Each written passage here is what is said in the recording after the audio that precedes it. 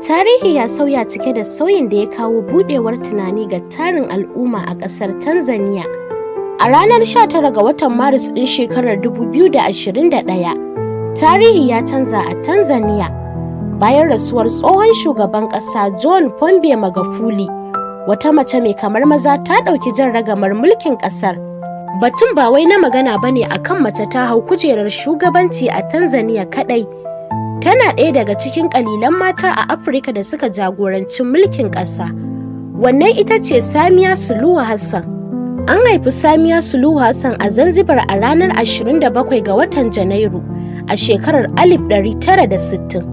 Ta halarci makarantar firamare da kuma sakandare a Zanzibar, sannan daga baya ta karanci fannin Public Administration a Institute of Development Management. Bayan haka, ta ci gaba da karatun digiri a University of Manchester, Ingila, inda ta samu digiri a fannin tattalin arziki. Ta kuma yi karatun ƙarin ƙwarewa a Eastern da kuma Southern Africa Management Institute, ESAMI.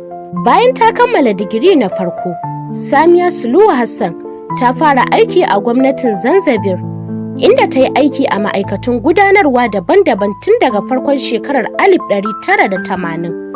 A wannan lokacin ta nuna ƙwarewa a fannonin gudanar da ayyukan jama'a, tsara manufofi da kuma hulɗa da jama'a cikin kiyayewa.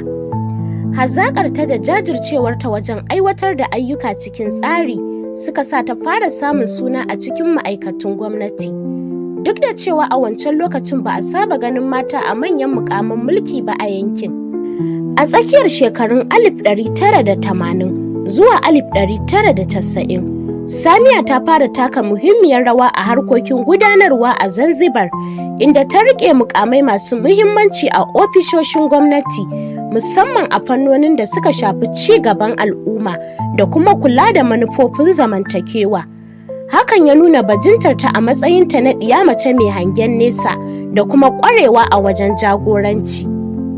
A lokacin da aka kafa gwamnatin haɗin kai ta Zanzibar a tsakanin jam'iyyun Chama Pinduzi da kuma Civic United Front domin kawo ƙarshen rikice-rikicen siyasa a yankin, Samia ta kasance cikin jerin mutanen da aka ba su manyan mukamai domin tabbatar da zaman lafiya da kuma haɗin kai. A wannan sabon tsarin, an naɗa ta a matsayin minista a cikin gwamnatin Zanzibar. Wannan mukami ya bunƙasa shahararta a siyasa, domin ta zama ɗaya daga cikin mata ƙalilan da suka hau wannan matsayi a tarihin yankin. Mulkinta bai kasance irin gama garin mulki na yau da kullum ba. Ya ƙunshi girmama dimokuraɗiyya, ƙarfafawa matasa, tare da haɓaka tsarin zaman lafiya da kuma ilimi. A faɗin duniya, ta ba da gudunmuwa a wajen haɗin kai a tsakanin ƙasashen Afirka. Tana mai bayyana muhimmancin zaman lafiya tare da ci gaban al'umma. Samia Suluhu Hassan ta zama misali ga mata da kuma matasa. Mace mai kamar maza, mai kuma ƙarfin gwiwa da hangen nesa, sannan kuma shugaba mai riƙo da gaskiya.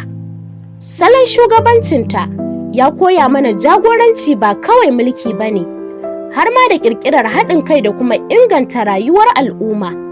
Shin, kuna mafarkin samun kamarta a ƙasashenku? Kuna burin mace ta karɓi mulkin ƙasarku? Idan aka buƙaci sauyi daga gare ku, za ku bayar da shugabanku ku karɓe ta a matsayin jagora a ƙasarku?